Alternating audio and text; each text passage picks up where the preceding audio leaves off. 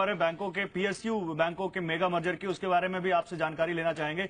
SBI में उसके associate बैंकों के सफल मर्जर के बाद सरकार अब बाकी सरकारी बैंकों के मर्जर की योजना पर भी तेजी से काम कर रही है। सूत्र बता रहे हैं कि मर्जर के बाद Punjab national bank, bank of Baroda, bank of India, union bank और केनरा बैंक ही बचेंगे, यानी बाकी सरकारी बैंकों का इनमें मर्जर हो जाएगा।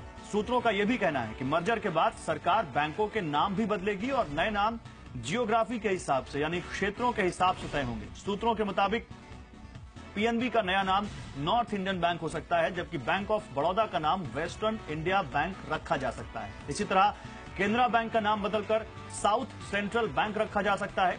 एक बैंक का नाम सेंट्रल इंडिया बैंक भी हो सकता है, जबकि एक और बैंक का नाम ईस्ट इंडियन बैंक रखा जा सकता है। सूत्रों के मुताबिक इस साल सितंबर से मर्जर की प्रक्रिया में तेजी आएगी और मार्च 2018 तक क्षेत्रवार लीडर बैंक तय हो जाएंगे।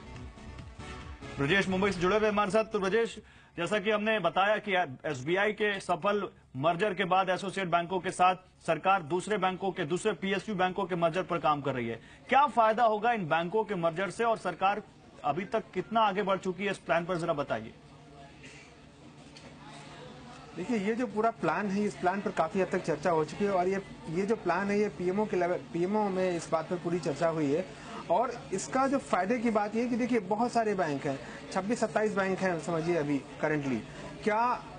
और कई बार आप देखेंगे कि एक ही गली में, एक ही शहर के एक ही गली में एक ही बैंक का 5 एटीएम लगा हुआ है। एक ही मतलब अलग अलग सरकारी बैंकों की जो है 4-5 शाखाएं सरकारी बैंकों की हैं, आपस में कम्पीट कर रही हैं। पता नहीं ऑपरेशनली वो मुनाफा कमा पा रही हैं उस ब्रांच में या नहीं कमा पा रही हैं।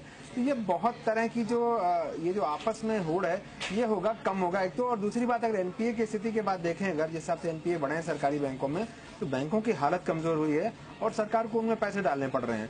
और ये एक अगर मान लीजिए कि कोई भी ऐसी स्थिति पैदा होती, एक भी सरकारी बैंक किसी वजह से भी फेल होता है, तो अपने आप में एक बहुत बड़ा सरकार के लिए सेटबैक होता है, सेंटिमेंट के लिए सेटबैक होता है।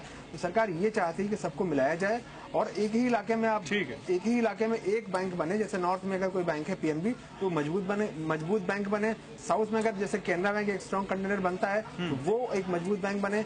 इसी तरह से वेस्टर्न इंडिया में अगर कोई एक बड़ा बैंक है जो लीड बैंक बन सकता है, तो उसके आसपास जो है बाकी बैंकों को उसमें जोड़ दिया जाए, ताकि हर एरिया में एक मजबूत बैंक बने और जो बैंक बने वो अच्छी बैलेंस शीट वाला बैंक बने।